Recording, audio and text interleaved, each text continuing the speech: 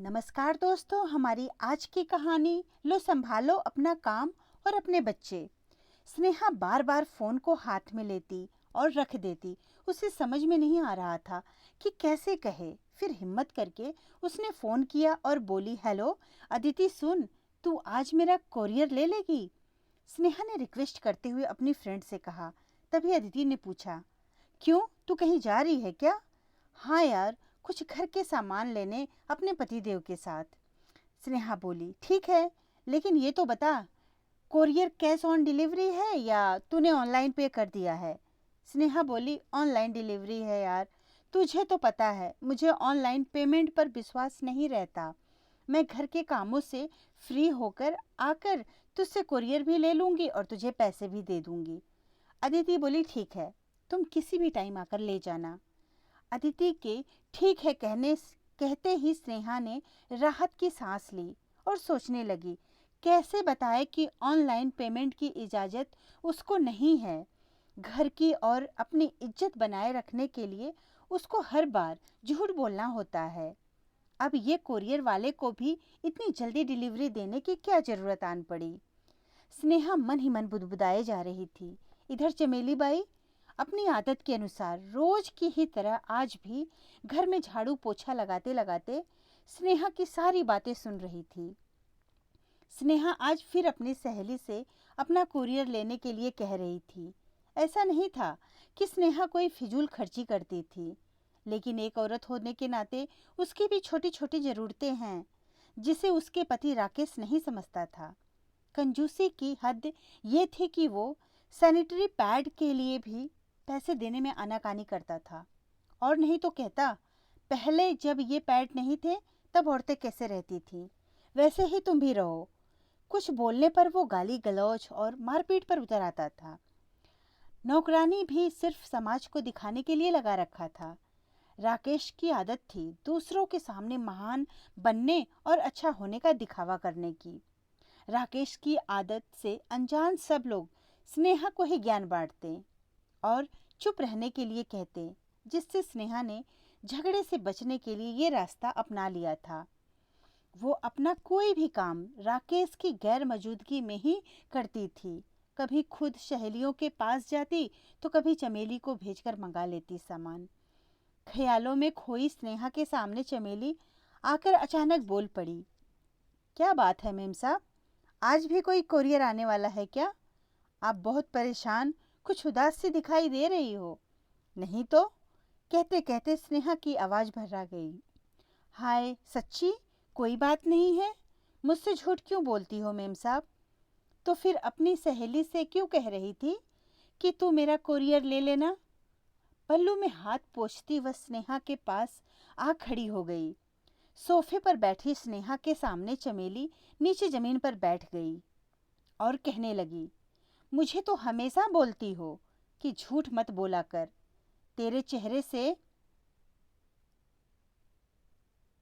साफ साफ पता चल जाता है कि तू झूठ बोल रही है।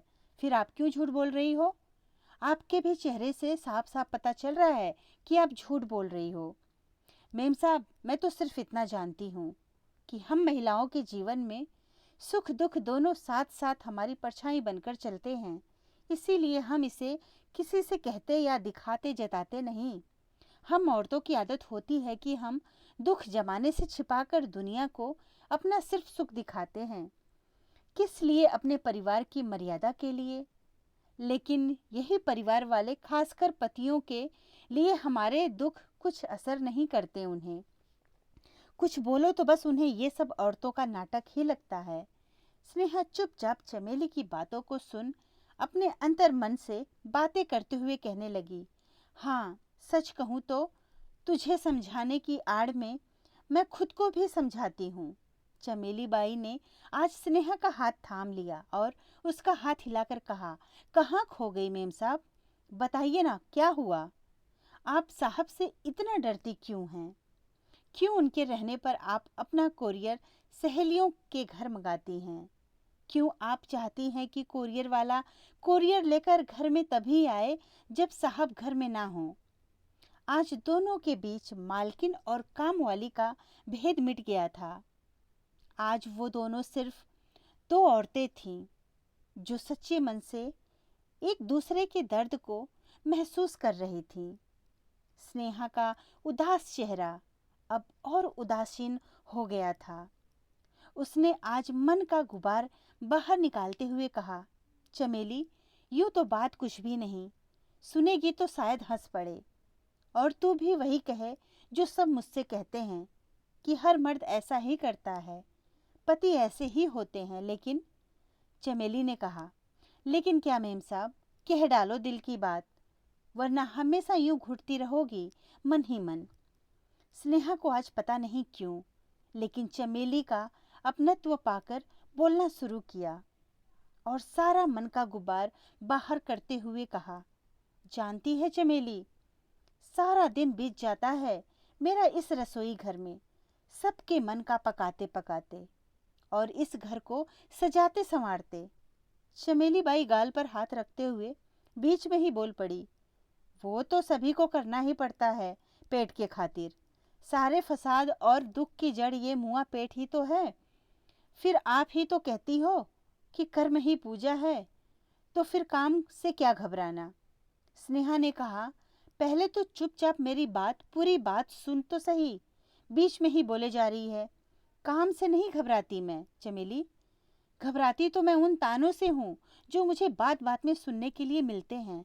इतना काम करने के बावजूद शादी होकर आई तब से बस यही तो सुनती आ रही हूँ, रोटी कभी छोटी कभी मोटी, कभी जली कभी आधी कच्ची, कभी ऐसी कभी वैसी बनी, तो दाल पतली गाढ़ी, अजीब सी ऐसी वैसी बनी। और सब्जी की शक्ल देखो, ध्यान से मैके वालों की औकात नहीं थी, मैके में अच्छा खाया हो तब तो बनाना जानेगी। कभी पहनाए हैं इतने महंगे कपड़े तुम्हारे बाप ने, और भी ना जाने कितनी कड़वी बातें, फिर भी बिना उफ किए लगी रहती हूँ सबके मन का करने में।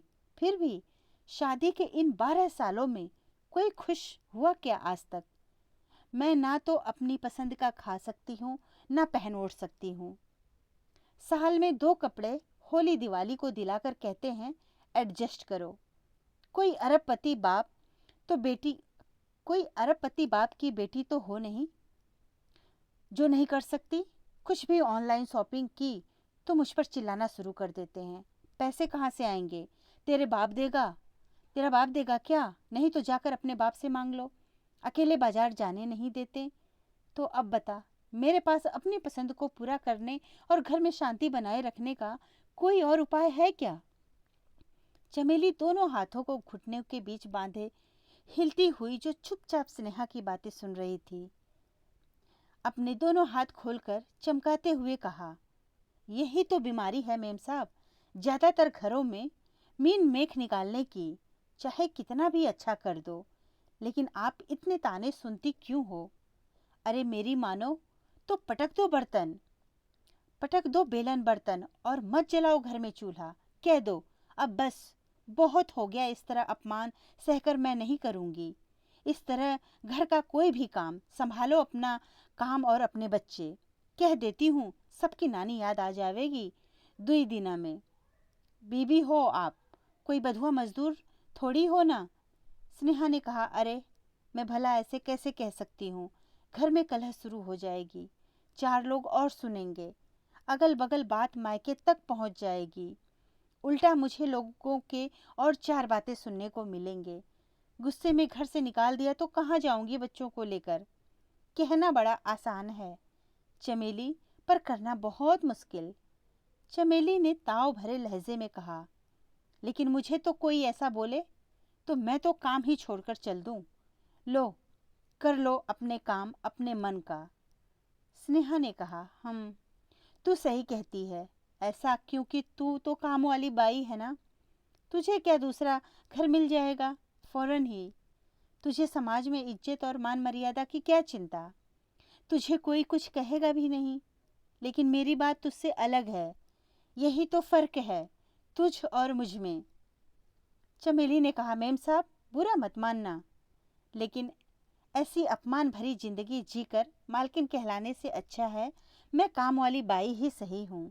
दुनिया की नज़रों में मैं काम वाली सही, लेकिन मैं तो मालकिन हूँ अपने मन की, जब जो मन करे कर सकती हूँ, बिना किसी से डर के। पूरे हक और सम्मान से अपने घर में रहती हूँ, किसी की बधुआ मजदूर बनकर नहीं।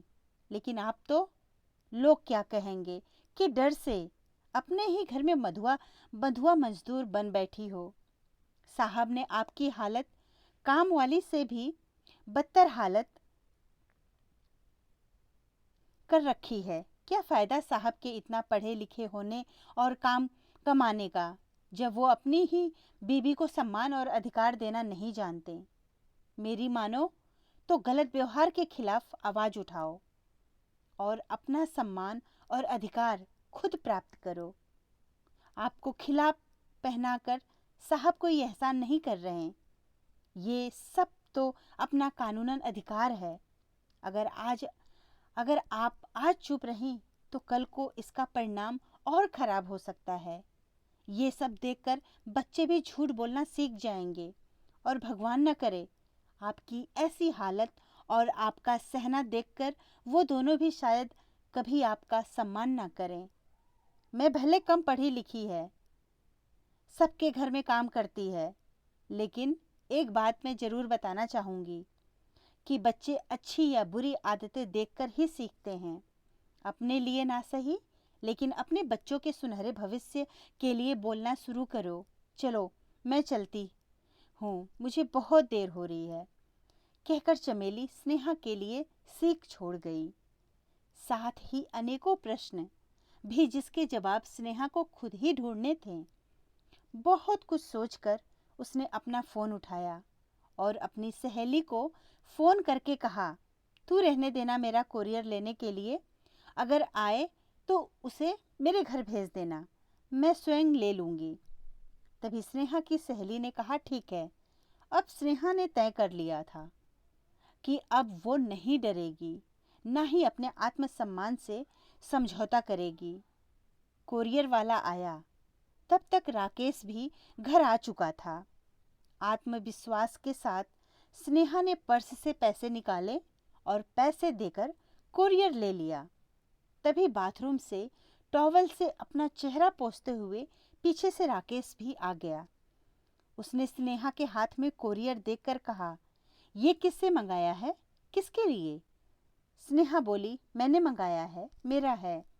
इतना सुनते ही राकेश ने गुस्से में तौलिया खुद से दूर फेंकते हुए अपना हाथ उठाया ही स्नेहा को मारने के लिए कि तभी स्नेहा ने राकेश को वहीं अपनी जगह पर ही रुकने के लिए हाथों से इशारा करते हुए बोली, राकेश अब बस, मारना और गालियां देना मुझे भी आता है, फर्क बस हमारे संस्कारों का है। जो मैं तुम्हारा सम्मान करती हूँ, जिसका तुमने आज तक गलत फ़ायदा उठाया।